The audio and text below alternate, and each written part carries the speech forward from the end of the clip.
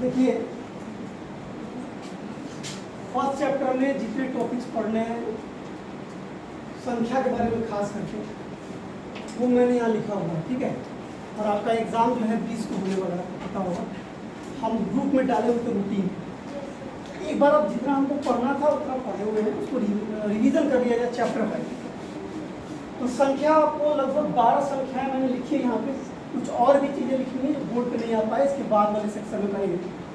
सबसे पहले प्राकृत संख्या। तो प्राकृत संख्या की परिभाषा की बात करें उधर तो गिनती की संख्या को क्या कहते हैं? इसमें कोई दिक्कत नहीं ना? गिनती की संख्या को सबसे छोटी प्राकृत संख्या कौन है? एक। और सबसे बड़ी क्रॉस कर दिया मैंने, सबसे बड़ी प्राकृत संख्या नहीं लिख सकता, ठीक है। दूसरा नंबर पे है ना पूर्ण संख्या। तो जीरो से अनंत तक की संख्याओं को पूर्ण संख्या कहते हैं, या गिनती की संख्या में जो हम जीरो शामिल कर लेते हैं उसको क्या कहते हैं? सबसे छोटी पूर्ण संख्या कौन है? जीरो। सबसे बड़ी क्रॉस कर दिया मैंने यहाँ पे। उसके बाद है सम संख्या। तो जो संख्याएं दो से पूरी तरह से विभाजित हो जाती हैं उन्हें क्या कहते हैं? सम संख्या। या आप कह सकते हैं कि जिन संख्याओं का इकाई अंक 0, 2, 4, 6 या 8 हो वो क्या कहलाएंगे? ठीक है। सबसे छोटी सम संख्या और सबसे बड़ी मैंने क्रॉस कर दिया आपको। उसके बाद है विषम संख्या। जो संख्याएं दो से पूरी तरह से विभाजित नहीं हो उनको क्या बोलेंगे? विषम संख्या। जैसे 1, 3, 5, 7, 9, 11, 13 ऐसे बहुत सारी संख्याएं हैं। जिन संख्याओं का इकाई अंक 1, 3, 5, 7 या 9 इसमें से कोई भी हो वह संख्या क्या कहलाएगी? उसके बाद है भाज्य संख्या। जिन संख्याओं के कम से कम 3 अपवर्तक हो। कितने अपवर्तक? 3। मतलब जो एक से कट जाए, जो खुद से कट जाए और इसके अलावा कम से कम किसी और एक संख्या से कट जाए तो 3 अपवर्तक हो गए, उनको हम कहेंगे भाज्य संख्या। सबसे छोटी भाज्य संख्या कौन है? 4। सबसे छोटी भाज्य संख्या 4। अब देखिए 4 कटता है सबसे पहले 1 से, फिर 4 से और 2 से। तो अपवर्तक कितने होंगे? 3। कौन कौन? 1, 2 और 4। तो उसे कहेंगे हम भाज्य संख्या।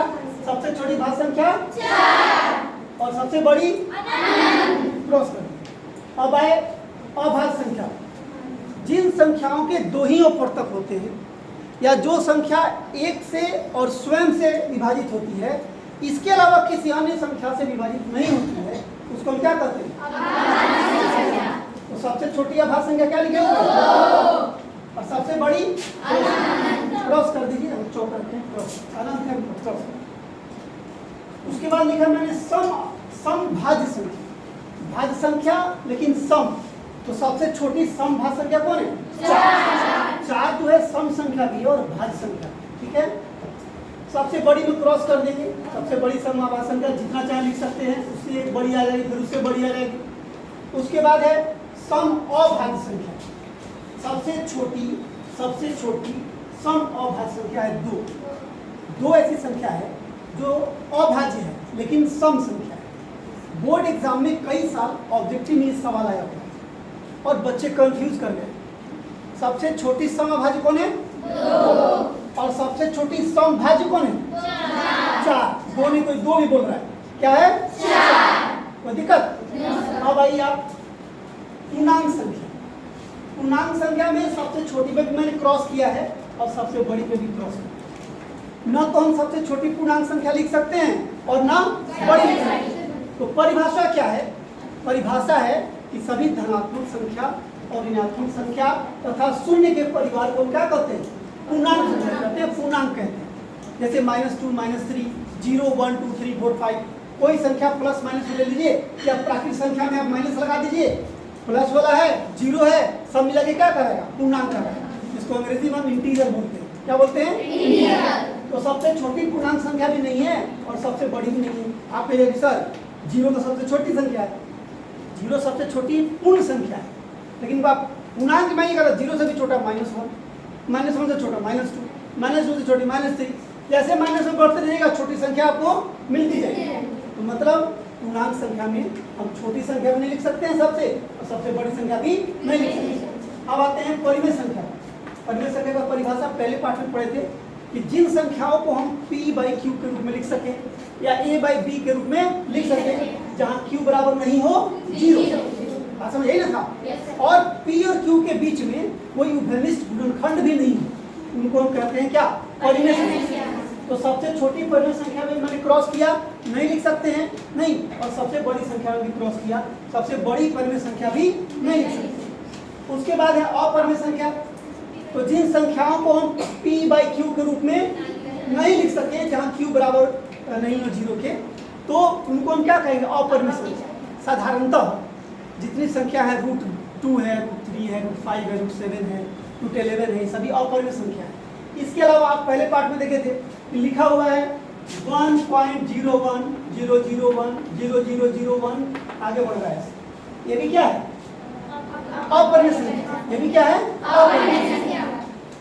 अपरिमेय संख्या को हम p बाई क्यू के रूप में नहीं लिख सकते, कोई दिक्कत। तो सबसे छोटी अपरिमेय संख्या भी अपरिभाषित नहीं है और सबसे बड़ी अपरिमेय संख्या भी नहीं है। उसके बाद है वास्तविक संख्या।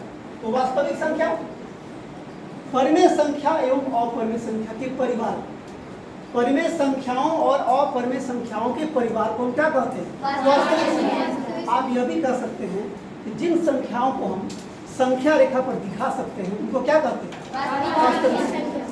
और 9th क्लास का पहला पाठ जो संख्या है, परिमेय संख्या है, तो 10th का पहला पाठ पता है आपको, वास्तविक संख्या है, 10th में पढ़ना है, ठीक है। तो 9th में भी इतनी संख्याओं 12 तरह की संख्याएं हैं, 12 तरह की संख्या नहीं है, इसको हम अलग कर दे रहे हैं।